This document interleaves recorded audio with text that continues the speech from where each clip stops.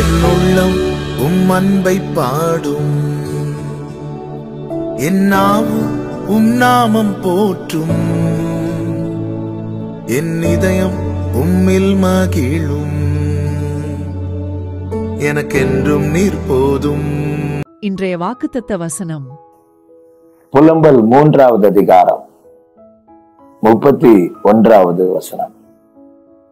ஆண்டவர் என்றென்றைக்கும் கைவிட மாட்டார். ஆண்டவர் என்றென்றைக்கும் கைவிட மாட்டார். கைவிடாத தேவன். தேவன் தந்த வாக்குத்தத்தங்கள் வேதத்திலே பார்க்கும்போது அநேக இடங்களிலே சொல்லியிருப்பார், நான் உன் கரத்தை பிடித்திருக்கிறேன், நான் உன்னை கைவிடுவதில்லை, நான் உன்னை விட்டு விலக மாட்டேன், உன்னை கைவிட மாட்டேன், நீ தண்ணீரை கடக்கும் போது நான் கூடவே இருந்தேன். சங்கீதக்காரன் சொல்லுகிறான், மரணீரின் பள்ளத்தாக்கிலும் கர்த்தர் என்னோட இருக்கிறார். கைவிடாத கண்மலை, கைவிடாத தேவன். இந்த புலம்பல் புஸ்தகத்திலே அருமையாய் இந்த வார்த்தை எழுதப்பட்டிருக்கிறது. ஆண்டவர் என்றென்றைக்கும் கைவிட மாட்டார். ஆண்டவர் என்றென்றைக்கும் கைவிட மாட்டார் என்று சொல்லும் போது ஒரு கேள்வி வருகிறது, அல்லது ஒரு காரியம் தெரிகிறது. சில வேளைகளில் தேவன் கைவிடுகிறார்.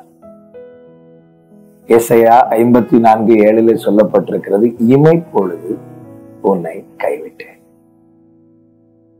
பல நேரங்களில் இதுதான் நமக்கு புரியவில்லை. ஏன் தேவன் கைவிடுகிறார்? சில வேளைகளில் ஒன்றை புரிந்து கொள்ளுங்கள், நம்மை தேவன் தெரிந்தெடுத்தது, நம்மை தேவன் ரட்சித்து தம்முடைய பிள்ளையாக வைத்திருக்கிறார், பிள்ளையாக மாற்றியிருக்கிறார், பிள்ளை என்கிற அதிகாரத்தை தந்திருக்கிறார்.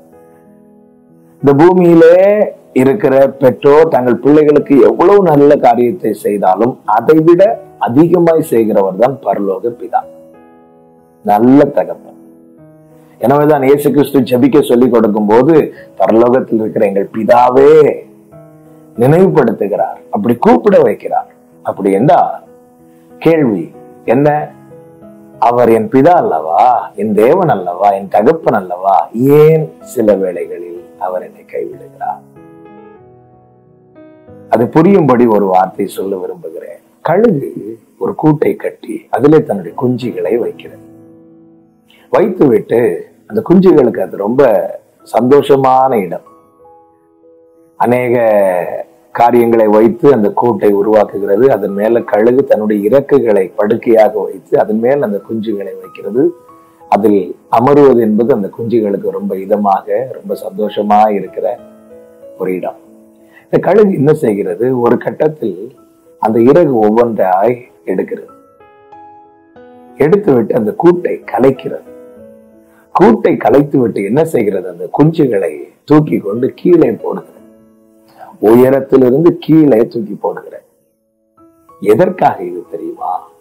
என்றென்றைக்கும் கைவிடுவதற்கல்ல, மாறாக அந்த குஞ்சுகளும் பறக்க படிக்க வேண்டும் என்பதற்காக. இந்த கழுகு குஞ்சுகளை கீழே தூக்கி போட்டுவிட்டு அந்த கழுகு எங்கேயோ பறந்து போகாது, மாறாக மேலிருந்து தன்னுடைய கண்கள் அந்த குஞ்சுகள் மேலேயே வைத்திருக்கும். அதையே பார்த்து கொண்டிருக்கும். ஒரு 3 குஞ்சுகள் இருக்கிறது என்று வைத்துக் கொள்ளுங்கள். அது கீழே போடும்போது கீழே விழுவதற்கு முன்னே சில குஞ்சுகள் என்ன செய்யும்? இறக்கை அடிக்க முயற்சிக்கும். அப்படி அடித்து அந்த குஞ்சுகள் இறக்கை விரிக்கப்பட்டு அது மீண்டும் மேலே எழும்பி பறக்கும். சிலது என்ன செய்யும்? அதுக்கு இன்னும் அந்த வளர்ச்சி இருக்காது. அப்பொழுது தாய்க்கழுகு என்ன செய்யும் தெரியுமா? மேலிருந்து கீழாக வேகமாய் பறந்து வந்து அந்த குஞ்சை மீண்டும் தூக்கி கொண்டு மேலே எழும். மேலே எழுப்பிவிட்டு மீண்டும் கீழே போடும். எதற்காக செய்கிறது? இந்த குஞ்சுகளை பாழாக்குவதற்கா? இல்ல, பழக்குவிப்பதற்கு. ஆண்டவர் சில வேளைகளில் கைவிடுவது போல நமக்கு தோன்றுவது, தேவன் ஏன் இதை செய்கிறார்? ஏன் ஆண்டவரே இப்படி செய்றீங்கன்னு கேட்டா, என கேட்கிற ஒவ்வொருவருக்கும் சொல்றேன், நாம் அவருடைய பிள்ளைகள். பிள்ளைகளுக்கு தீமை செய்வாரா? இல்ல. அப்படி என்றால் ஏன் இதை செய்கிறார்? பாழாக்குவதற்கா? இல்ல, பழக்குவிப்பதற்கு. அன்பு சகோதரா, சகோதரி, உன்னை பழக்குவித்து உன்னை சிறந்தவனாய், உன்னை சிறந்தவளாய் நிறுத்தவே சில வேளைகளில் இப்படிப்பட்ட சூழ்நிலையை தேவன் அனுமதிக்கிறார். அவர் என்றென்றைக்கும் கைவிட்டிருப்பாரானால் நாம் இந்த நாளை கண்டிருக்கவே மாட்டோம். எத்தனை நெருக்கங்கள், எத்தனை வேதனைகள், எத்தனை பிரதிகூலங்கள், எத்தனை வியாதிகள், மரணத்துக்கு நமக்கு ஒரு அடி தூரம் மாத்திரம் இருந்த சூழ்நிலை எத்தனை, இதையெல்லாம் கடந்து இதையெல்லாம் தாண்டி இந்த நாளை காண காரணம் என்ன தெரியுமா? அவருடைய கரம் நம்மோடு இருக்கிறது. கர்த்தரை என்றென்றைக்கு கைவிட மாட்டார். கர்த்தரை உறுதியாய் பற்றிக் கொள்ளுங்கள். கர்த்தரை நம்புங்கள். கர்த்தர் உங்களை ஆசீர்வதிப்பாராக. கிருபையும் இரக்கம் நிறைந்த நல்ல தகப்பனே, பரிசுத்த பிதாவே, என்றென்றைக்கும் கைவிடாத எங்கள் கண்மலையே, நீர் எங்கள் வாழ்க்கையிலே எங்களை நடத்துகிற ஒவ்வொரு அனுபவத்துக்காய் ஸ்தோத்திரம். எல்லாவற்றையும் எங்கள் எதிர்காலத்துக்காகவும் எங்கள் நன்மைக்காகவும் எங்களை சிறந்தவர்களாய் நிறுத்தவுமே நீ இப்படி செய்கிறீர் என்பதை உணர்ந்து மகிமைப்படுத்தி வாழ கர்த்தர் எங்களுக்கு கிருபை செய்கிறார். இயேசு கிறிஸ்துவின் நாமத்தில் பிதாவே, ஆமென்.